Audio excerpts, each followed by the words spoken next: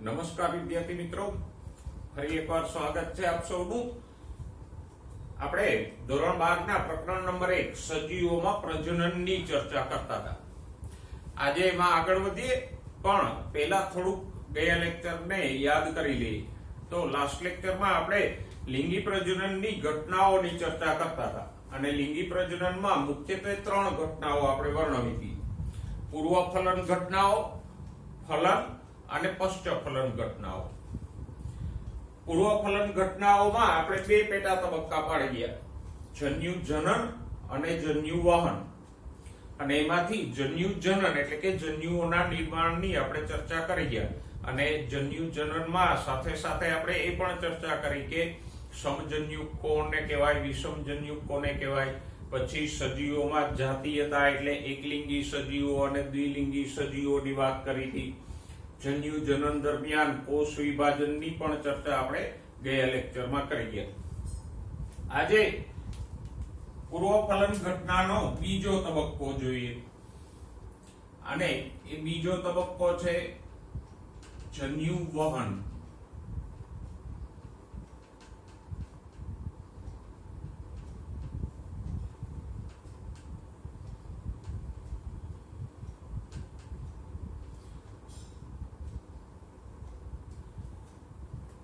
મિત્રો, જન્યુ વહન એટલે તો કે ઉત્પન્ન થયેલા નર જન્યુ અને માદા જન્યુ પોતપોતાના ઉત્પત્તિ સ્થાનેથી વહન પામી અને એક સ્થાને ભેગા થાય એને કહેવાય જન્યુ વહન.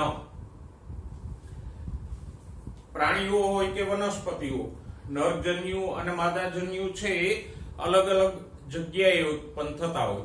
હવે જો આ જુદી જુદી જગ્યાએ ઉત્પન્ન થયેલા નરજન્યુ અને માદા જન્યુનું વહન થઈ અને એક સ્થાને ભેગા ન થાય તો ફલન થવાની શક્યતા ન રહે, અને ફલન ન થાય તો પછી આગળનો વિકાસ થવાની સંભાવનાઓ પણ ન રહે.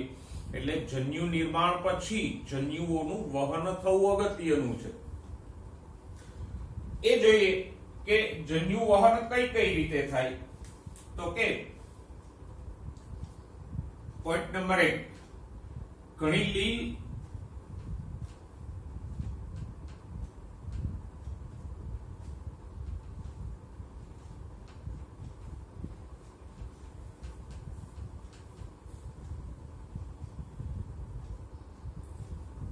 અને ઘણી બધી ફૂગમાં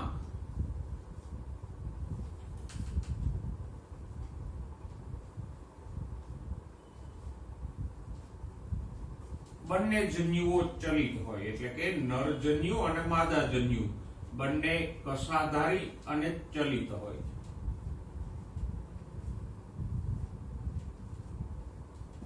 એટલે બંને જન્યુઓ છે વહન પામશે.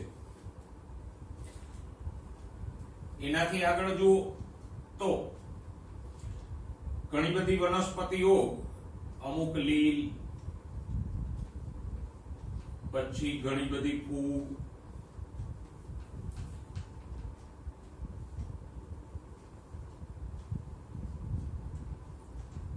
દ્વિઅંગી,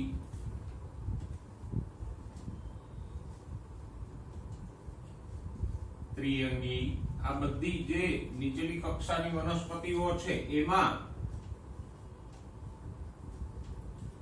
જન્યુ વહન પાણીના માધ્યમથી થાય.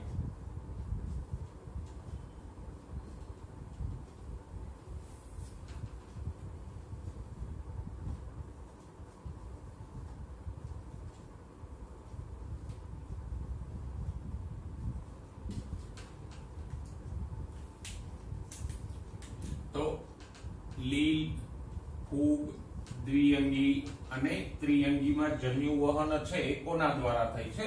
પાણીના માધ્યમમાં. જો બંને જન્યુ ચલિત હોય તો બંને જન્યુઓ પાણીમાં તરીને વહન પામે. જો ફક્ત નરજન્યુ ચલિત હોય તો એકલો નરજન્યુ છે પાણીમાં વહન પામી અને માદા જન્યુ સુધી પહોંચશે. તો આમ અલગ અલગ રીતે જન્યુ વહન થાય. કાં તો બંને પ્રકારના જન્યુઓ ચલિત હોય અથવા તો એક જ જન્યુ ચલિત હોય. ઉચ્ચ કક્ષાની વનસ્પતિઓ છે અનાવૃત કે આવૃત બીજધારીમાં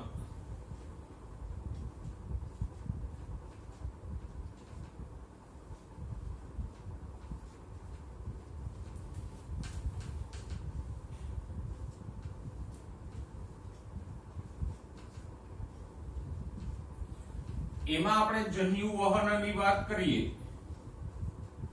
તો એ થોડું અલગ રીતે થાય. એમાં પાણી દ્વારા જન્યુ વહન થતું નથી, પણ એના જન્યુ વહનમાં આપણે મુખ્ય બે પેટા તબક્કાઓ દર્શાવી શકીએ. એક તો પરાગનયન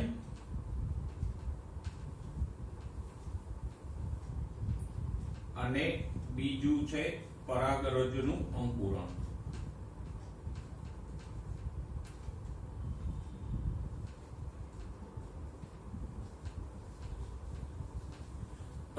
અનાવૃત કે આવૃત બીજધારી વનસ્પતિઓમાં જન્યુ વહનમાં આપણે આ બે ભાગો પાડી શકીએ, પરાગનયન અને પરાગરજનું અંકુરણ.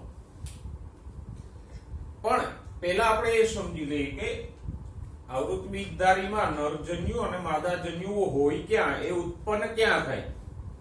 તો પુષ્પની આપણે પ્રાથમિક રચના જાણીએ છીએ અને એમાં આપણે એ પણ જાણીએ છીએ કે પુષ્પમાં પુંકેસર હોય,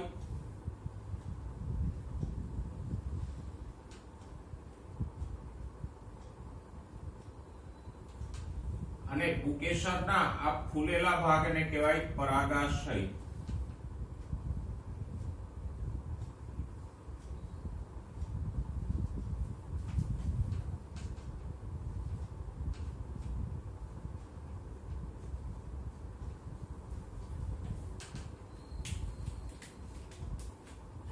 આ પરાગાશયની અંદર ઉત્પન્ન થાય પરાગરજ.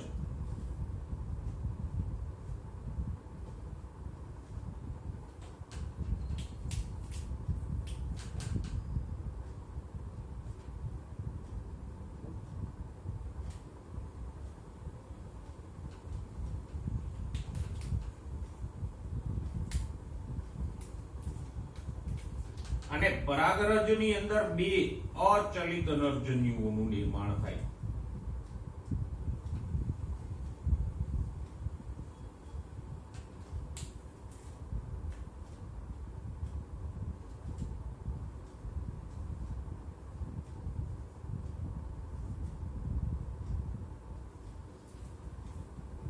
તો આમ અહીંયા પુંકેસરના પરાગાશયમાં પરાગરજ ઉત્પન્ન થાય અને પરાગરજની અંદર બે નરજન્યુઓ ઉત્પન્ન થાય, અને આવૃત બીજધારીના આ નરજન્યુઓ છે એ અચલિત હોય છે. ઓકે, નરજન્યુની ઉત્પત્તિની વાત કરી. હવે માદાજન્યુની વાત કરીએ તો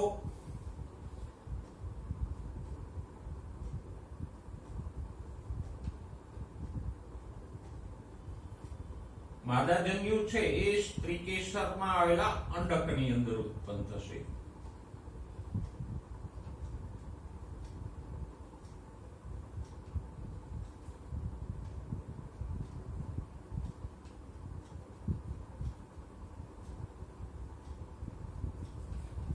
આ એક સ્ત્રીકેસર છે.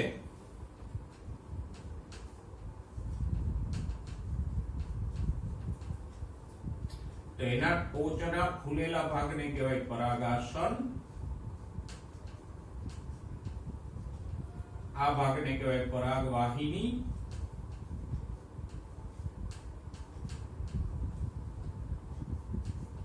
અને આ ફૂલેલા ભાગને કહેશું બીજાશય. તો સ્ત્રીકેસરમાં ત્રણ ભાગો હોય, પરાગાસન, પરાગવાહિની અને બીજાશય.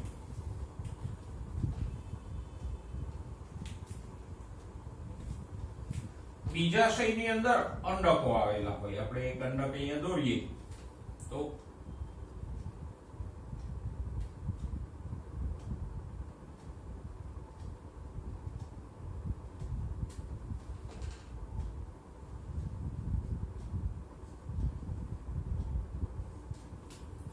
અંડક, અને અંડકની અંદર ઉત્પન્ન થાય માદાજન્યુ.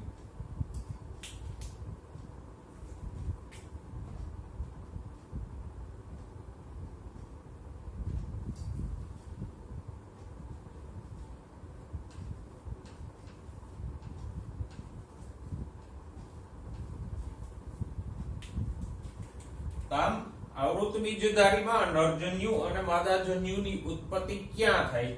તો કે નરજન્યુ છે પુકેસરના પરાગાશયમાં ઉત્પન્ન થતી પરાગરજની અંદર નરજન્યુ ઉત્પન્ન થાય, જે અચલિત છે. અને માદાજન્યુ તો કે સ્ત્રીકેસરના બીજાશયમાં આવેલા અંડકની અંદર માદાજન્યુ ઉત્પન્ન થાય, એ પણ અચલિત છે. હવે પરાગાશયમાં ઉત્પન્ન થયેલી આ પરાગરજ છે એ સૌથી પહેલા તો સ્ત્રીકેસરના પરાગાસન સુધી સ્થળાંતરણ પામે, અને સ્ત્રીકેસરના પરાગાસન સુધી આ પરાગરજનું સ્થળાંતરણ થાય એ ઘટનાને આપણે કહીએ પરાગનયન.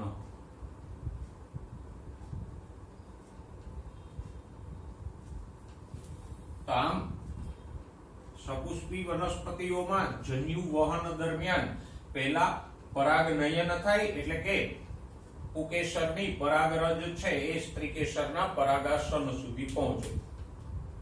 ઓકે, હવે પરાગનયન માટે ઘણી વખત વાહકોની પણ જરૂર પડતી હોય. ઉદાહરણ તરીકે જુઓ, દ્વિલિંગી પુષ્પો હોય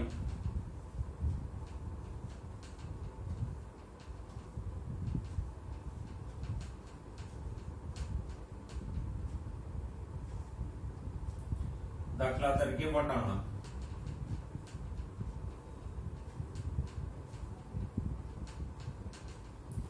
તો એમાં કોઈ પરાગવાહકોની જરૂર નથી.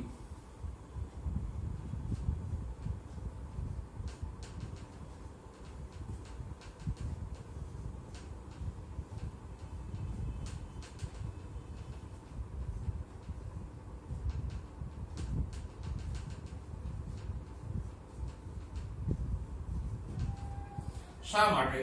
તો કે અહીંયા દ્વિલિંગી પુષ્પ છે એટલે આમ પુકેસરોની બાજુમાં જ પરાગાશય હશે. આ પરાગાશય છે અને વટાણામાં આવા 10 પુકેસરો હોય.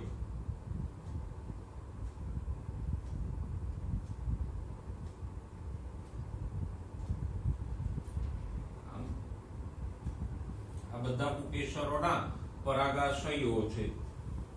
તો આવો પુકેસરોનો ગુચ્છ વટાણામાં હોય અને એની બાજુમાં જ સ્ત્રીકેસર હોય.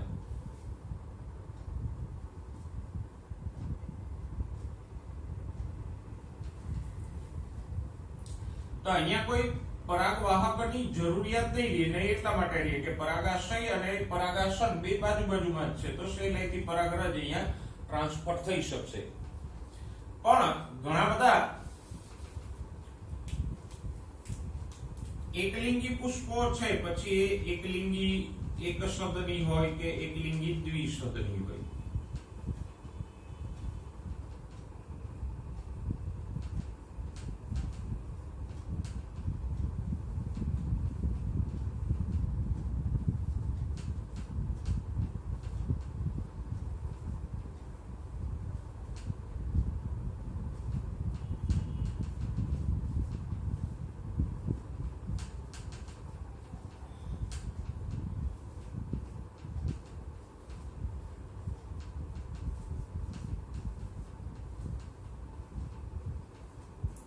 તો આવા એકલિંગી પુષ્પોમાં પવન, પાણી, કીટકો કે પક્ષીઓ જેવા પરાગવાહકોની આવશ્યકતા રહે.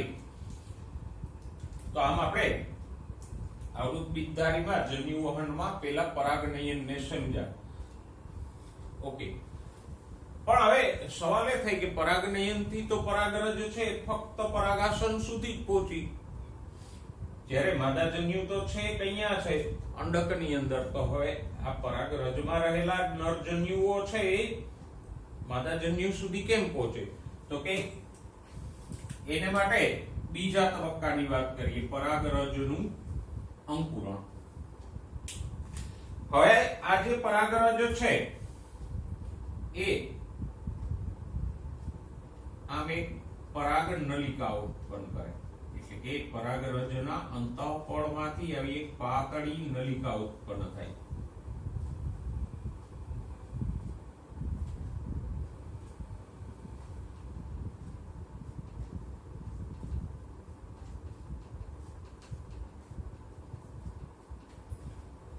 આ પરાગ નલિકા ઉત્પન્ન થવાની ઘટનાને જ કહેવાય પરાગરજનું અંકુરણ. તો પરાગનયન પામ્યા પછી આમ પરાગરજનું અંકુરણ થાય અને આ પરાગ નલિકા દ્વારા આ બે નરજન્યુઓ છે એ અહીંયા પહોંચી જાય. તો આમ પરાગ નલિકા મારફતે નરજન્યુઓ છે અંડકમાં આવેલા માદાજન્યુ સુધી પહોંચી જાય. તો અહીંયા જન્યુ વહનમાં બે તબક્કાઓ છે, પરાગનયન અને પરાગરજનું અંકુરણ. અને આપણે એને પ્રકરણ નંબર 2 માં આ આખી પ્રક્રિયા છે વિસ્તારથી જોઈશું. ફરી એક વખત આ મુદ્દાને આપણે ટૂંકમાં જોઈએ તો આપણે વાત કરતા હતા લિંગી પ્રજનનની ઘટનાનો પહેલો તબક્કો પૂર્વ ફલન ઘટનાઓ અને પૂર્વ ફલન ઘટનાઓનો બીજો પેટા તબક્કો જન્યુ વહન.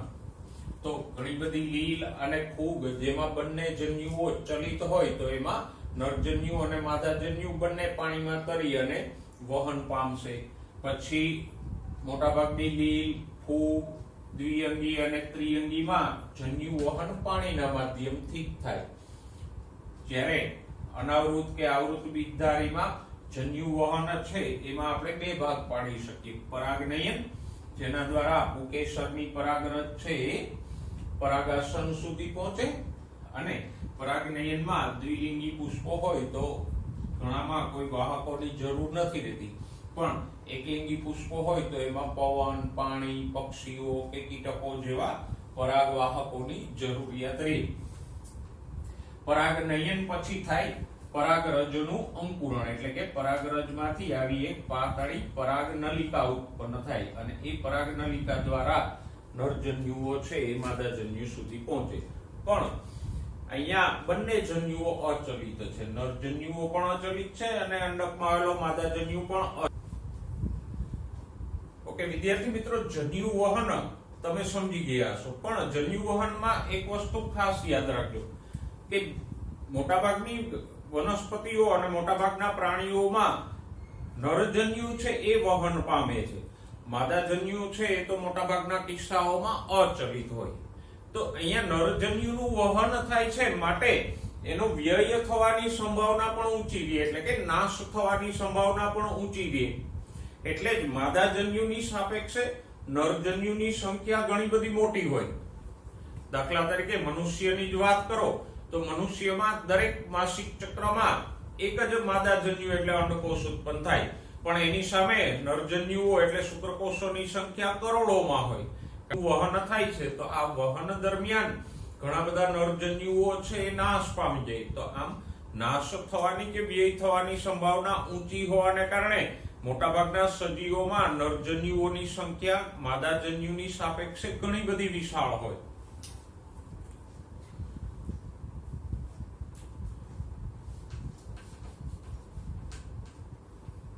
ઓકે મિત્રો, હવે લિંગી પ્રજનનની બીજી ઘટના જોઈએ, ફલન.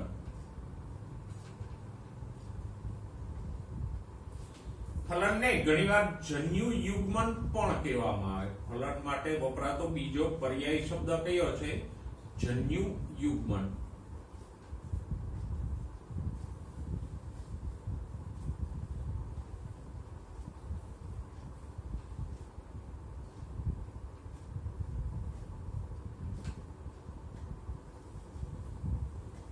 એટલે ફલન કયો કે જન્યુ યુગ્મન કયો, બંને એક જ બાબત છે. પહેલા પ્રાથમિક ખ્યાલ મેળવીએ કે ફલન કોને કહેવાય? તો કે નરજન્યુ અને માદાજન્યુ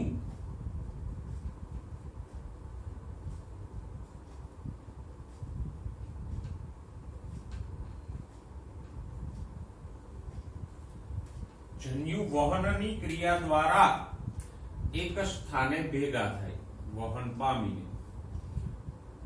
ઓકે, અને પછી આ વહન પામેલા બંને જન્યુઓ છે એનું જોડાણ થાય. તો જન્યુઓના જોડાણની આ પ્રક્રિયાને જ આપણે કહીશું ફલન.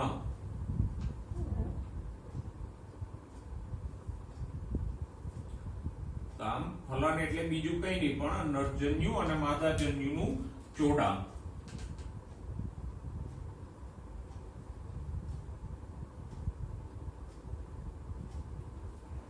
અને ફલનને પરિણામે સર્જાય ફલિતાંડ.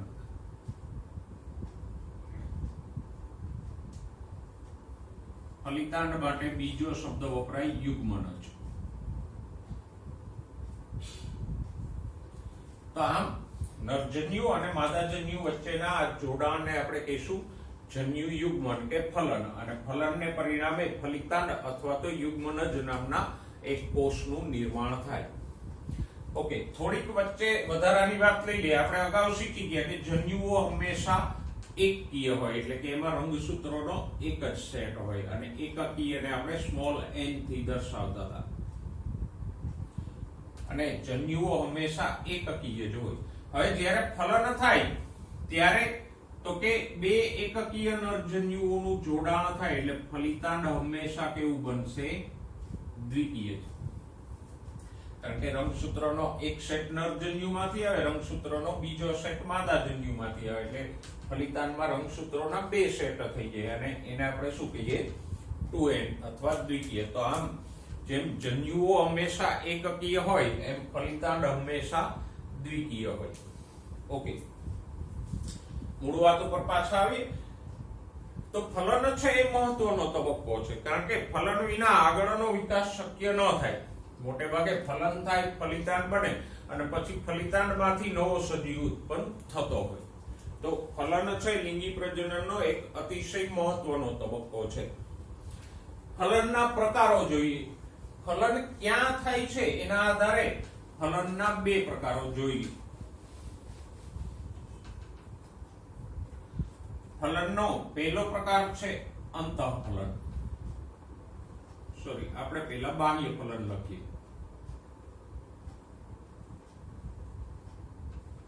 તો ફલનનો પહેલો પ્રકાર છે બાહ્ય ફલન, અને બીજો પ્રકાર છે અંતઃફલન.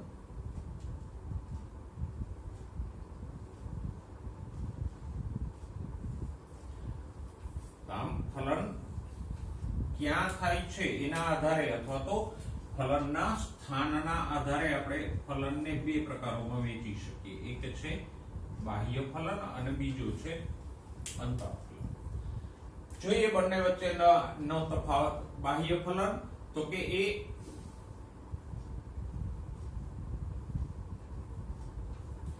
શરીરની બહાર પાણીમાં થાય છે.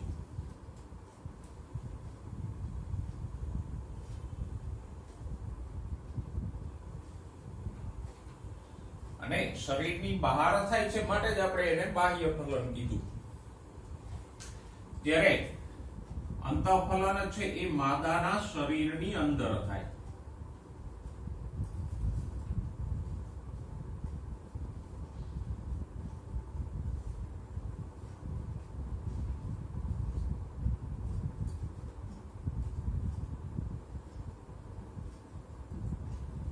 એવા ફલનને આપણે અંતઃફલન કહીએ. જો શબ્દો જ સૂચવે છે આપણને.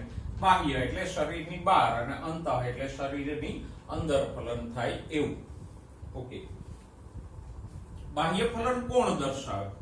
તો કે ઘણી બધી લીલ, પછી ફૂગ, એનાથી આગળ જાવ તો અસ્થિ મત્સ્યો,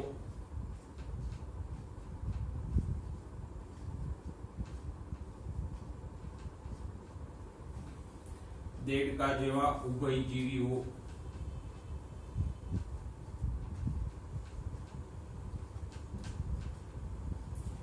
આ બધામાં બાહ્ય ફલન જોવા મળે.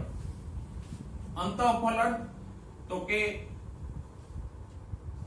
ઘણી ફૂગ અને બધી જ દ્વિઅંગી,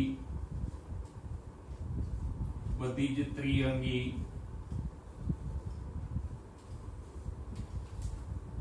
અનાવૃત અને આવૃત બીજધારીઓ,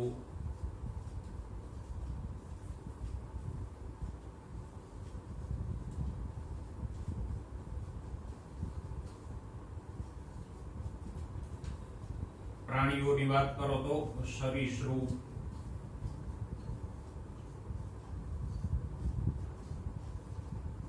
વિહંગ અને સસ્તનો.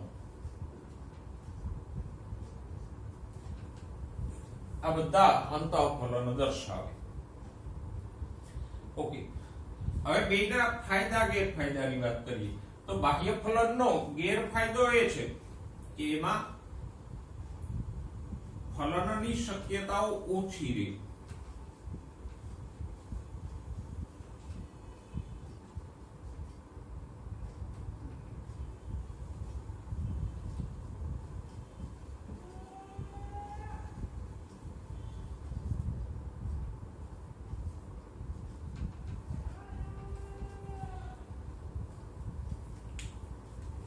કારણ કે અહીંયા જન્યુઓ છે પાણીમાં મુક્ત થાય છે, તો પાણીમાં મુક્ત થયેલા જન્યુઓ છે એ તો પાણી દ્વારા તણાઈ જાય અથવા તો કોઈ શિકારીઓ છે આ અંડકોષોને ખાઈ જાય, તો આમ એમાં નાશ થવાની શક્યતાઓ વધારે છે. એટલે અહીંયા ફલનની શક્યતાઓ ઓછી છે. પછી બીજું તો કે એમાં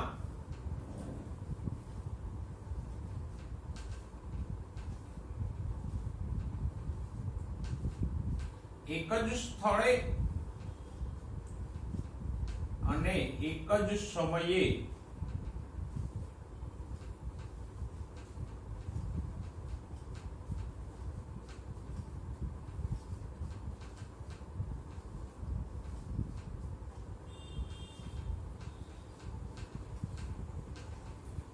બંને જન્યુઓનો ત્યાગ થવો જરૂરી છે. દાખલા તરીકે દેડકાની વાત કરો તો જ્યારે માદા દેડકો છે એ જે સ્થળે અને જે સમયે પાણીમાં અંડકોષોનો ત્યાગ કરે એ જ સ્થળે ને એ જ સમયે જો નરજન્યુઓનો ત્યાગ કરે તો જ ફલન થાય.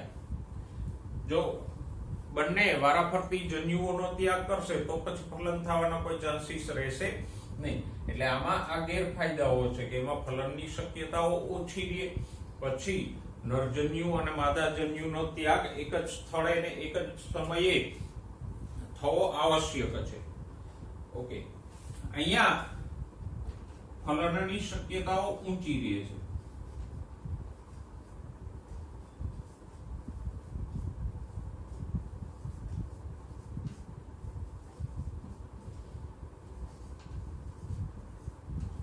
કારણ કે માદાના શરીરની અંદર ફલન થાય છે. એટલે જે શુક્રકોષો છે નર પ્રાણી દ્વારા માદાના શરીરમાં દાખલ કરવામાં આવે તો એ અંડકોષો સુધી પહોંચશે. અને અહીંયા આમ અંડકોષોનો વ્યય નથી થતો, એટલે માદાજન્યુઓની સંખ્યા ઓછી હોય છે.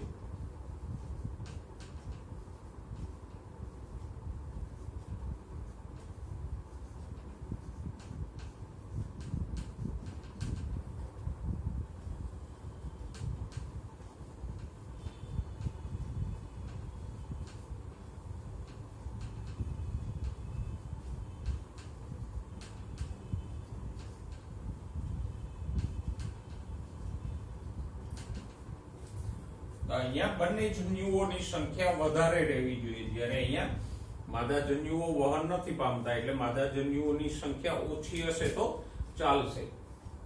તો આમ આપણે ફલનમાં બાહ્ય ફલન અને અંતઃફલનની વાત કરી. ધ્યાનમાં રાખજો, બાહ્ય ફલન કોણ કોણ દર્શાવે છે તો કે અમુક લીલ, ફૂગ, અસ્થિમત્સ્યો અને ઉભયજીવીઓ બાહ્ય ફલન દર્શાવે. જ્યારે મોટાભાગની ફૂગ, દ્વિઅંગીઓ, ત્રિઅંગીઓ, અનાવૃત અને આવૃત બીજધારીઓ પ્રાણીઓમાં સરીસૃપ, વિહંગ અને સસ્તન પ્રાણીઓ છે એ અંતઃફલન દર્શાવે. બાહ્ય ફલનમાં ફલનની શક્યતાઓ ઓછી હોય, જ્યારે અંતઃફલનમાં ફલનની શક્યતાઓ વધારે રહેશે. તો આપણે ફલન વિશે ચર્ચા કરી.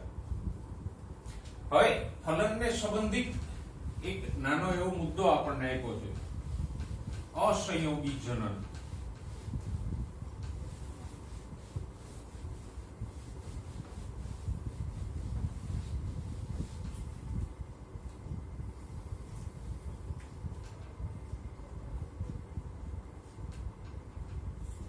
આમ તો અસંયોગી જનનની ચર્ચા આપણે ચેપ્ટર નંબર 2 માં વિસ્તારથી કરશું, પણ અહીંયા પણ એનો પ્રાથમિક ખ્યાલ મેળવી લઈએ. અસંયોગી જનન એટલે તો કે ફલન વગર જ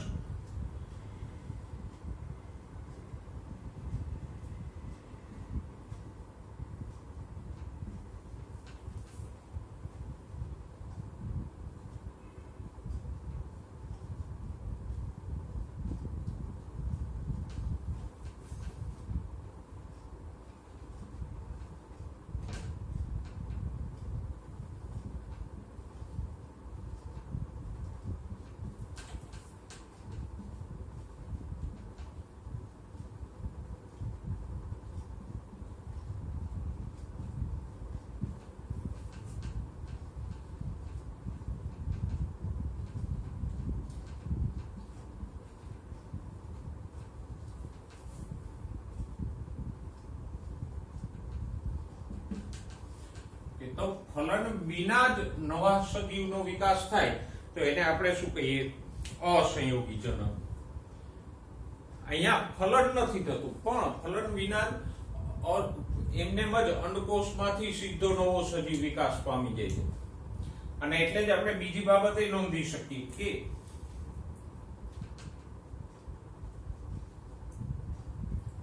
અસંયોગી જનનથી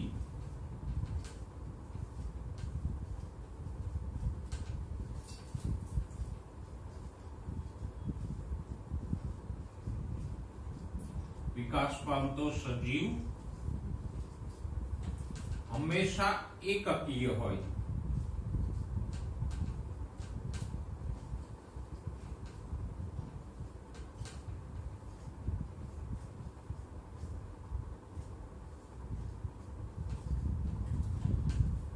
શા માટે? તો કે જો ફલન થઈને નવો સજીવ વિકસે તો ત્યાં હમણાં આપણે વાત કરીએ પ્રમાણે એકકીય નરજન્યુ અને એકકીય માદાજન્યુ બે વચ્ચે ફલન થાય એટલે ફલિતાંડ દ્વિકીય થઈ જાય અને એ દ્વિકીય ફલિતાંડમાંથી દ્વિકીય સજીવ વિકસી શકે. પણ અહીંયા તો ફલન જ નથી થતું, સીધો જ અંડકોષમાંથી નવો સજીવ વિકસે છે. તો અંડકોષ કેવો હોય? એકકીય n. તો પછી એમાંથી જે સજીવ વિકસે એ પણ હંમેશા કેવો હોય? એકકીય. તો અહીંયા અસંયોગી જનનથી વિકાસ પામતો સજીવ ક્યારેય દ્વિકીય ના હોઈ શકે. અને અસંયોગી જનન દર્શાવતા સજીવોના ઉદાહરણો જોઈ લે તો કે ઘણા બધા રોટીફર્સ એટલે કે સૂત્રકૃમિઓ, પછી કામદાર મધમાખીઓ,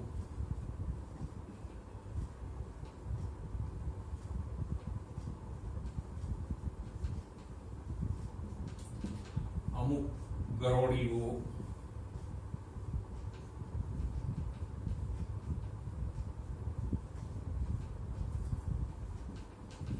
અને ટર્કી જેવા પક્ષીઓ. ટર્કી એક પ્રકારનું પક્ષી છે. તો રોટીફર્સ, કામદાર મધમાખીઓ, અમુક ગરોળીઓ અને ટર્કી જેવા પક્ષીઓ છે એ અસંયોગી જનનથી નવો સજીવ ઉત્પન્ન કરતા હોય છે. ઓકે મિત્રો, તો આજે આપણે બે મુદ્દાઓ જોયા, જન્યુ વહન અને ફલન. આશા રાખું છું કે બંને મુદ્દા તમને સારી રીતે સમજાઈ ગયા હશે. ના સમજાય તો દરેક વખતે હું કહું છું નીચે કોમેન્ટ સેક્શનમાં કોમેન્ટ કરીને જણાવજો. અને બીજી વાત, હું જે કંઈ બોર્ડ વર્ક કરું છું કે બોર્ડ ઉપર કે વિડીયોની સ્લાઇડમાં જે કંઈ દર્શાવું છું એ બધા મુદ્દાઓની નોંધ એક અલગ નોટમાં કરજો, જેથી કરીને તમને આગળ જતા પરીક્ષા સમયે ઝડપી રિવિઝન માટે આ ટૂંકા મુદ્દાઓ ઉપયોગી થશે. તો અત્યારથી જ એક જુદી નોટમાં આ બધા મુદ્દાઓની નોંધ કરવાનું શરૂ કરી દેશો. કંઈ પણ મુશ્કેલી હોય તો મને જણાવજો.